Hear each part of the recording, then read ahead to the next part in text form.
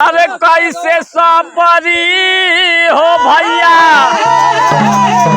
कैसे सपरी ऐसन आइल महंगाइया, कैसे सपरी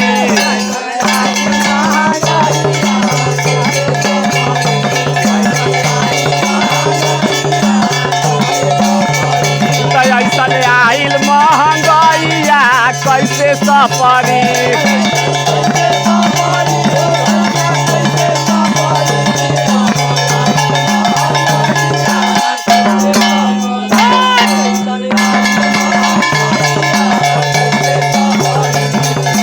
₹40 दूध बेचाला 200 के दारू जी।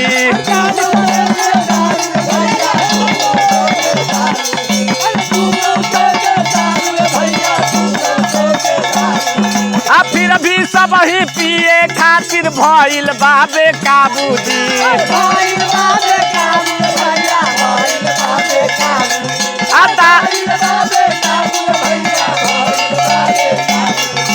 दाल बदे हो लइका रोमस झनकेले मेहरारू जी।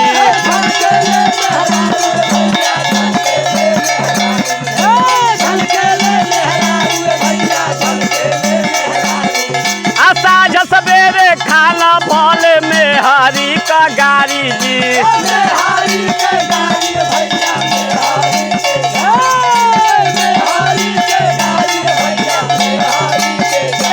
घर जे लहसुन हसे प्याज सब कर बदल गईल मिजाज, घर में बढ़ गईल खवाइया, कैसे सपरी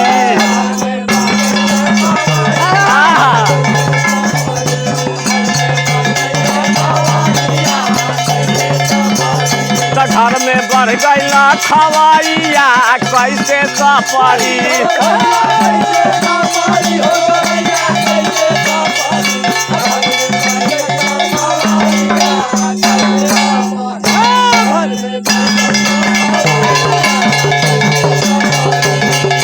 हर बैला सपना हो गईले ट्रैक्टर खेतवा जोतेला। तोहरो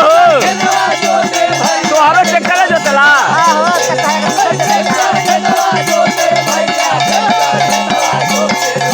बिल गोबर के खेत बेचारा अपन हिम्मत खोवेला।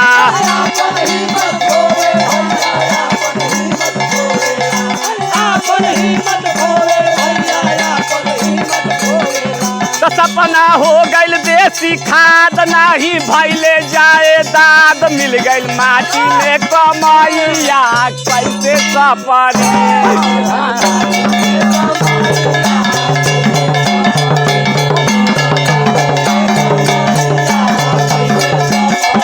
तो मिल गईल माटी में कमाइया, कैसे सपरी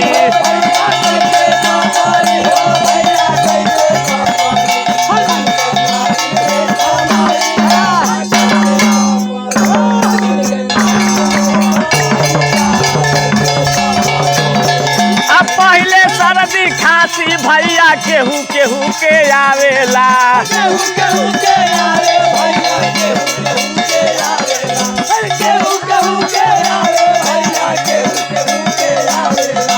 तुलसी अदरक पी के भैया वो के जड़ से भगावेला।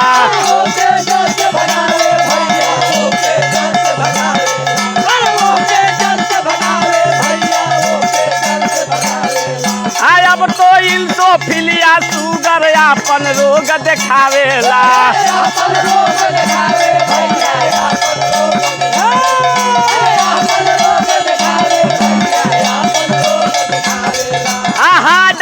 सीना इन्फेक्शन सब ही के डरवावेला।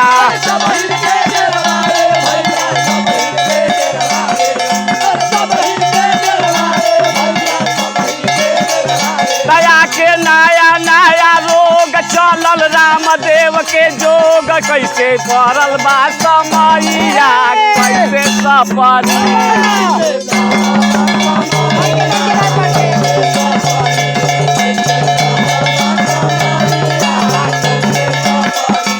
ऐसन आइल महंगाइया, कैसे सपरी